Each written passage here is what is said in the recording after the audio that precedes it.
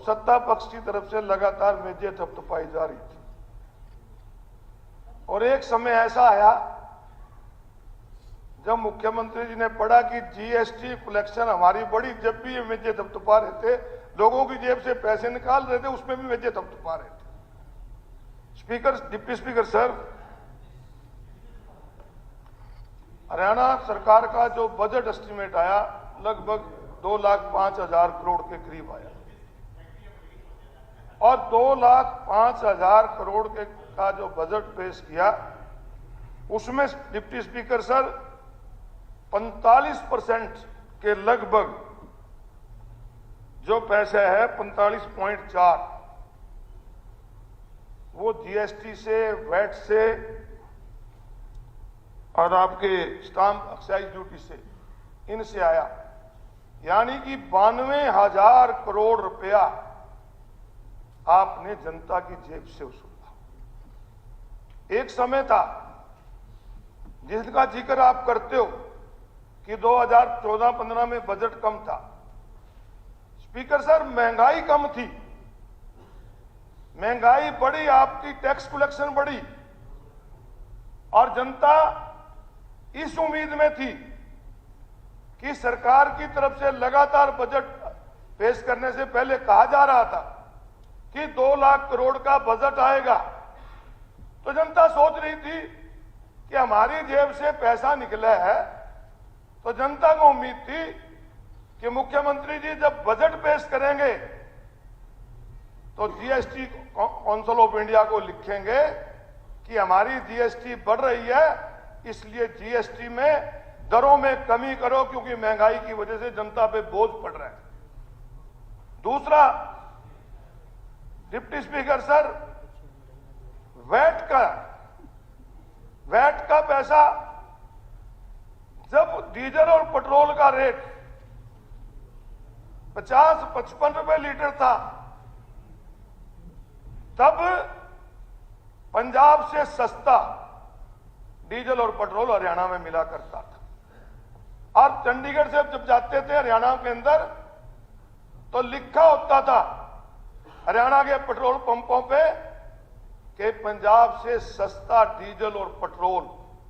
आज पंजाब में लिखा होता है हरियाणा से सस्ता डीजल और पेट्रोल।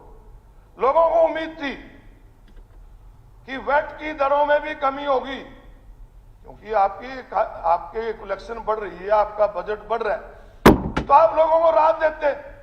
परंतु डिप्टी स्पीकर सर, कोई राहत नहीं मिली। महंगाई लगातार बढ़ रही है, इनकी कलेक्शन बढ़ रही है, ये मेजे थपथपा रहे हैं। एक बार स्पीकर सर, एक सेठ के घर में डाका पड़ गया था, और जब डाका पड़ गया तो उसने पुलिस को रिपोर्ट कराई। पुलिस का थानेदार आया और पूछने लगा कहां कहां से सामान गया। उन्हें तिजोरी दिखाई, गहने गए, कपड़े गए। थानेदार के सामने ही कुछ लोग जो बाकी नीचे पड़ा था उसको उठा रहे थे। तो थानेदार कहने लगा, सेठ जी कह लिस्ट बना ले कहां कहां तक सामान गया। कह लिस्ट तो जब बनाऊंगा ना, जब डाका खत्म हो जाएगा। सारे डाके तो लगातार लोगों की जेब में पड़ रहे हैं, लगातार महंगाई की मार, लोग आपकी झेल रहे हैं डिप्टी स्पीकर सर, परंतु इन्होंने उसके अंदर कोई भी राहत नहीं दी। डिप्टी स्पीकर सर, जब भी कभी बात आती है, मैंने पहले भी कहा कि सबसे जरूरी है प्रदेश के लिए अच्छी शिक्षा, अच्छी चिकित्सा, अच्छी सुरक्षा। परंतु सरकार की तरफ से जो बजट पेश किया गया, जिनके बारे में अभी राणा जी भी हुड्डा साहब को कह रहे थे कि क्या क्या कहां पढ़े, कैसे पढ़े, इस प्रकार की बात एक सीनियर मेंबर को भी शोभा नहीं देती। हरियाणा सरकार का जो बजट है, जो अनुमानित बजट था 1,89,876 था, आज जो बजट पेश हुआ 2,05,017, यानी कि 7.9% बजट बढ़ा है। आपने दिखाया 13.7% बढ़ा है, जबकि बढ़ा है 7.9। और कृषि मंत्री जी, आपका हमारी तो सारी अर्थव्यवस्था जो है वो खेती पे टिकी है। खेती में एमएसपी किसान को मिलता नहीं, और कहते हैं हम तो 24 का नोटिफिकेशन कर दिया। नोटिफिकेशन से नहीं डिप्टी स्पीकर सर, जब किसान को पूरा पैसा नहीं मिलेगा। अभी मेरे एक भाई यहां कह रहा था, एक सदस्य हमारा, कि सेलर वालों को पाबंद करो कि सेलर वाले पूरे रेट पे जीरी खरीदें। डिप्टी स्पीकर सर, सेलर वाला एक दाना भी गैर बासमती नहीं खरीदता। जीरी जो खरीदी जाती है सरकार द्वारा खरीदी जाती है, सरकार के ब्याह पे सेलर वाला खरीदता है और 2320 के पर्चे कटते हैं और बाकी सेलर वाला मिली भगत से दस्ती ले जाता है। ये किसान के ऊपर मार पड़ती है। कोई सेलर वाला जीरी नहीं खरीदता, जीरी सरकार खरीदती है। चाहे वो हैपर्ड खरीदे, चाहे वेयर हाउस खरीदे, चाहे एग्रो खरीदे, सरकार के को देता है किसान। किसान को सेलर वालों को जीरी नहीं देता और ना सेलर वाला लेता। डिप्टी स्पीकर सर, एमएसपी उनको मिली नहीं और खेती के बढ़ावे की बात करते हैं। मुझे हैरानी हो रही थी जब शुरू करा विनोद बिहाना जी ने, और उसमें कह रहे थे कि हम महिलाओं को बढ़ावा देने के लिए 1 लाख रुपए का लोन डेयरी के लिए देंगे। 1 लाख में एक भैंस तो खरीद कर दिखा दो। 1 लाख में एक भैंस आती नहीं और आप उसको डेयरी खरीदने की बात करते हो। किस प्रकार की बातें करते हैं? डिप्टी स्पीकर सर, बजट का जो पहले था कृषि के ऊपर 11.52 था, जो घट के 10.67 रह गया। कृषि पे भी घटाया। इसी प्रकार आपका आप वाले में तो बताया तू, आप वाले बता दो पहले, 2.4 रह गया। किस तरह करोगे? सारे की बताया बत्रा जी ने कि किस प्रकार से सीवरेज शहर में जनसंख्या बढ़ने की वजह से सारे सीवरेज चौक हो जाते हैं। थोड़ी सी बरसात में लोगों के घरों में पानी बैग मारने लग जाता है। इसमें 2.40 में कैसे विकास कर लोगे? कैसे लोगों को सीवरेज दोगे? इस पे भी घटा, स्वास्थ्य सेवाओं पे भी घटा, शिक्षा पे भी घटा। तो इस प्रकार से डिप्टी स्पीकर सर, हर मद में जो जरूरी थी, चाहे सुरक्षा थी, शिक्षा थी, चिकित्सा थी, पब्लिक हेल्थ थे, इन चीजों पे डिप्टी स्पीकर सर बजट घटा। इरिगेशन के ऊपर डिप्टी स्पीकर सर, अब ये फिर यही बात कहेंगे कि आप उस बात को छेड़ते हो। SYL के ऊपर कोई पैसा नहीं। आपका डिप्टी स्पीकर सर सरकार का बजट बढ़ा है, तो ये दादूपुर नलवी नहर को भी चालू करने की बात कहें। जो एक योजना सरकार की तरफ से बनी थी, नहर बनी थी। अरे काले ने कि मेरे से पूछ लेना, मुख्यमंत्री से पूछेंगे लोग, क्या मुख्यमंत्री बने थे जो हमारा डार्क जोन में चला गया, उसके लिए एक नहर बनी थी, आपने बंद क्यों करवा दी? पूछ ले काले से, पूछ ले महोदय। फिर वही बात है, फिर ये कहेंगे पर आ गए। दादूपुर नलवी नहर के ऊपर हर बार चर्चा होती है, गाय बगाए माननीय सदस्य फिर उसी बात को उठाते हैं, जबकि वहां के किसान ही नहीं चाहते। वहां के किसानों ने सर, वहां के किसानों ने पैसा वापिस जमा करा के अपनी जमीन ली है।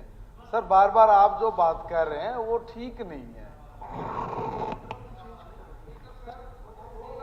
Speaker sir, Ashok ji please एक मिनट। स्पीकर सर, जो बात हुड्डा साहब ने कही थी वही बात रिपीट अब अशोक अरोड़ा जी कर रहे हैं। मेरा एक आपसे अनुरोध है, मैथमेटिक्स को कैसे झूठा कर रहे हैं? मैं कह रहा अभी 24,705.72 करोड़ रुपया बढ़िया जी इस बजट में, इसमें बजट में बढ़िया जी।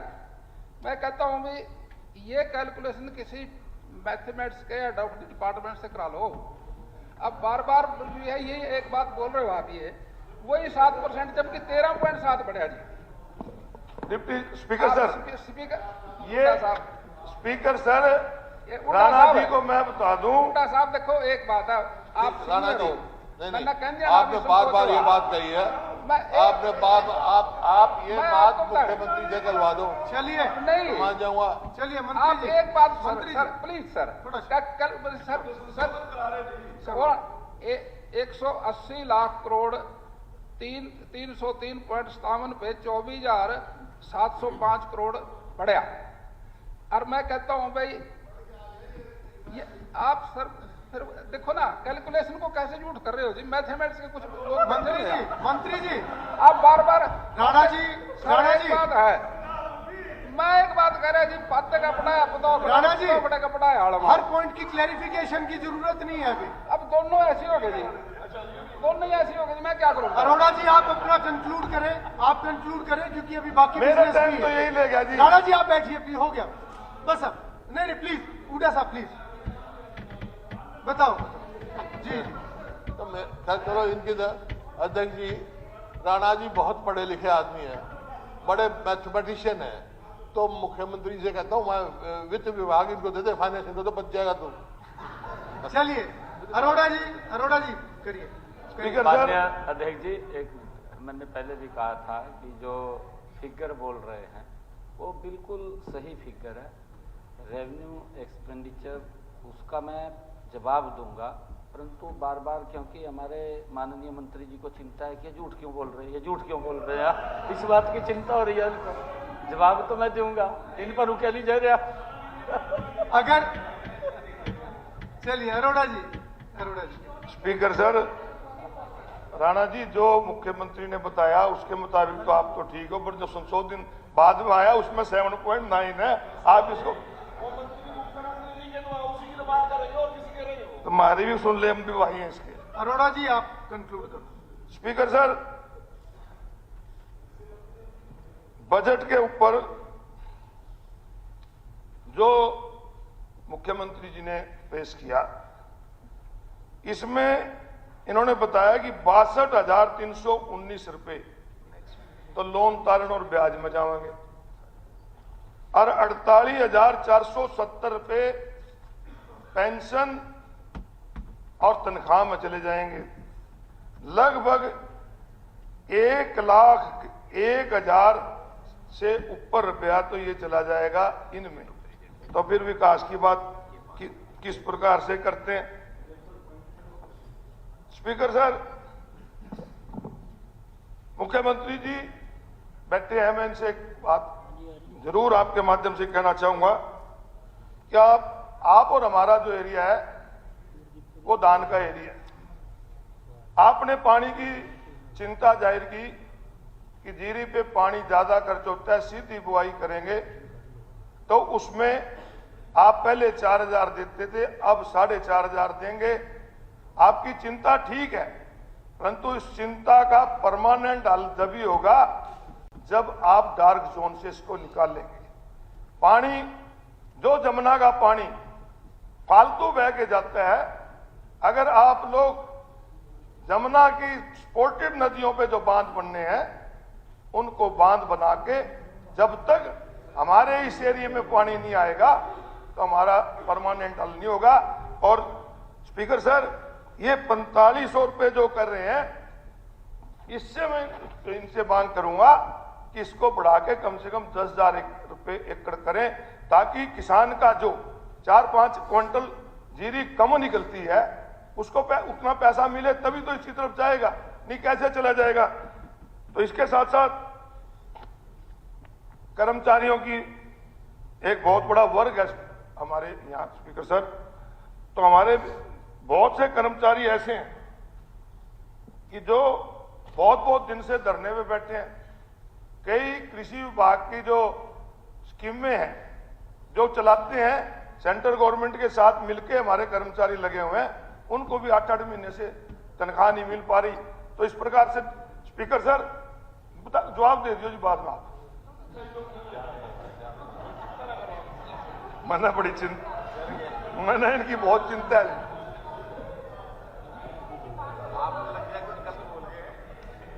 स्पीकर सर, मुख्यमंत्री जी यहां पर उपस्थित है। कुरुक्षेत्र एक धर्म नगरी है और कुरुक्षेत्र धर्म नगरी का जो ब्रह्म सरोवर है, वो ब्रह्म सरोवर स्पीकर सर एशिया का सबसे बड़ा सरोवर, सबसे पवित्र सरोवर है और लगभग 50 साल से ऊपर हो गए उसको बने को। स्वर्गीय हमारे प्रधानमंत्री भी रहे हैं पूर्व में, श्री गुलजारुल्लाह नंदा जी ने कुरुक्षेत्र डेवलपमेंट बोर्ड के माध्यम से उनको वहां पर बुलाया था, परंतु आज उसकी हालत इतनी जर्जर हो चुकी है कि जो उनके बरामदों का लेंटर है वो कभी भी गिर सकता है। किस प्रकार से उनपे दरारें आएंगी। वहां पर पत्थर जो लोग चल आते हैं, परिक्रमा करते हैं, पत्थर चलने लायक नहीं रहा। तो मुख्यमंत्री से मांग करता हूं आपके माध्यम से कि मुख्यमंत्री जी आप उसकी तरफ भी ध्यान दें। गीता जयंती पे भी लाखों लोग आते हैं। मुख्यमंत्री जी कल परसों आप थे नहीं, मैंने एक प्रश्न भी लगाया था रिंग बांध को ले, रिंग रोड को लेकर कुरुक्षेत्र की चारों तरफ। कुरुक्षेत्र के अंदर ट्रैफिक समस्या बहुत ज्यादा बढ़ती जा रही है, उसके लिए मेरी मांग है कि रिंग रोड बने। आपने जवाब में यह भी कहा था कि बाईपास बनने जा रहा है, बाईपास बनने जा रहा है। स्पीकर सर, पिछले 10 साल से कुरुक्षेत्र के अंदर जब भी कभी सेशन आता है इस बात को उठता है और यही होता है कि बाईपास बनने जा रहा है।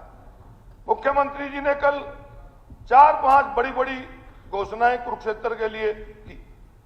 पहले तो ये कहा कि पिपली के अंदर पीपीपी मॉडल पे एक बस स्टैंड बनाने जा रहा है जो 2000